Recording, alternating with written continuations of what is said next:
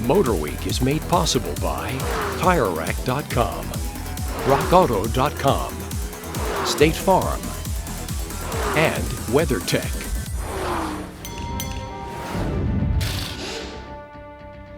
Lots of folks would love to have a classic car like this one, but they don't want the way the older cars drive. So, to tell us how to get around that, we have Tony Fleming from Fleming's Ultimate Garage. Tony, welcome back to Goss's Garage. Thanks, Pat. Thanks for having me. All right.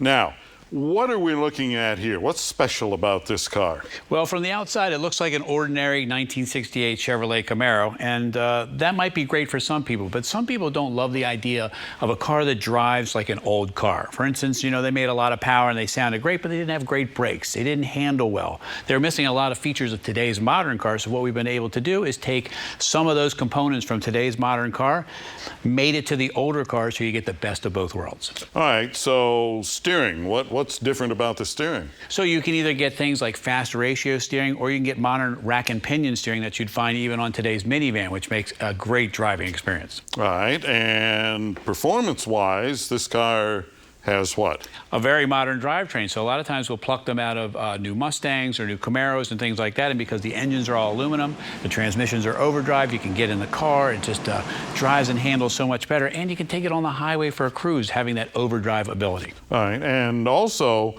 amenities like air conditioning and power windows and so on?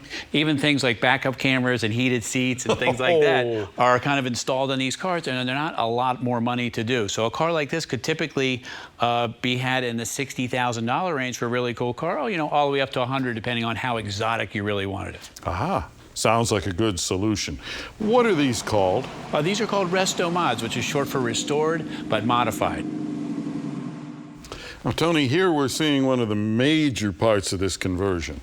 Yeah, so this is actually the big piece that makes it a Resto mod. So for instance, here we have an all aluminum engine with fuel injection and some modern conveniences. This makes about a real 450 horsepower, right?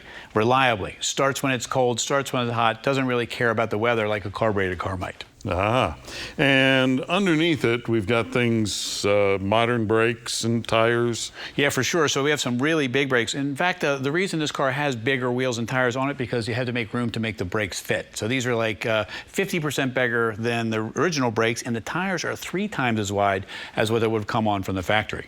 So all in all, looks old, drives new. And just looks great going down the road. Tony, thank you. And if you have a question or a comment, drop me a line right here at MotorWeek.